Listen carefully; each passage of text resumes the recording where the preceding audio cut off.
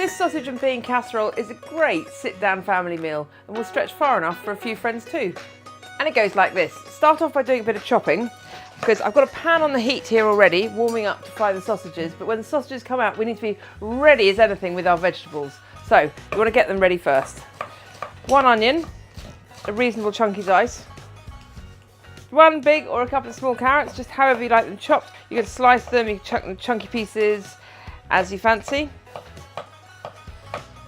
And a couple of cloves of garlic, which you always want to chop with a little bit of salt, like that. First thing you do, and you may want to ask a grown-up to help you, is squish them, like that, with the side of your knife.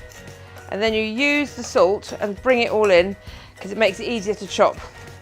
Then when you've got your garlic into smashed up little pieces like that, you can just leave them on the chopping board and come back to them once you've done the first stage, which is called browning your sausages.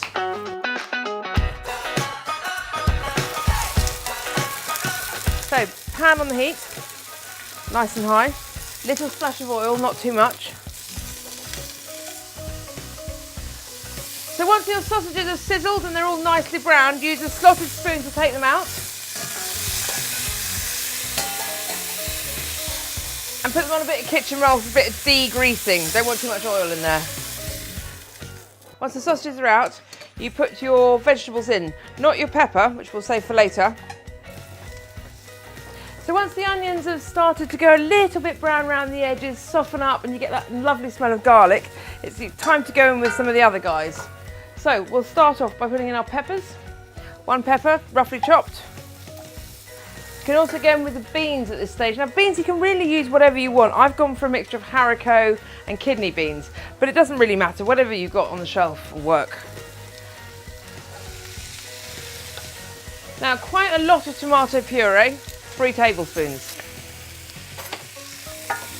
Now it's quite important that you give everything a good coating in that tomato puree.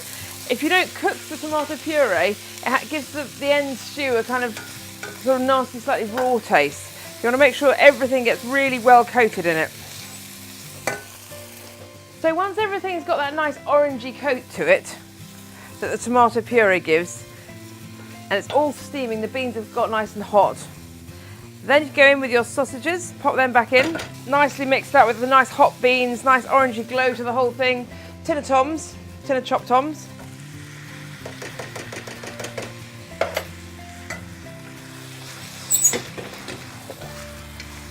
Good stir on that. A couple of tablespoons of barbecue sauce. More if you like it really barbecuey, less if you don't. It is all about how you like it. And lastly, half a litre of chicken stock. So then just a little bit of salt, not too much, just a touch to bring out the flavour in the sauce, background sauce, a little bit like that. A good stir, and then just let it come up to a simmer and just bubble gently for about 10 minutes just to get that sauce reducing and enriching. And then pop it in the oven. I've preheated the fan oven to 160 and it'll be in there for about 40 minutes. So once it's had about 10 minutes simmering away, pop a lid on,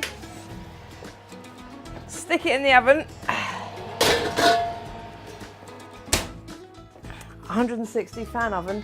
And once it's had about 40 minutes coming together time, take it out, give it a 10-minute rest just to chill out a bit, and then I like to eat it with a big crusty loaf like this. Makes for a nice full tummy, a good night's sleep, and waking up sprightly. Perfect for another day's adventuring.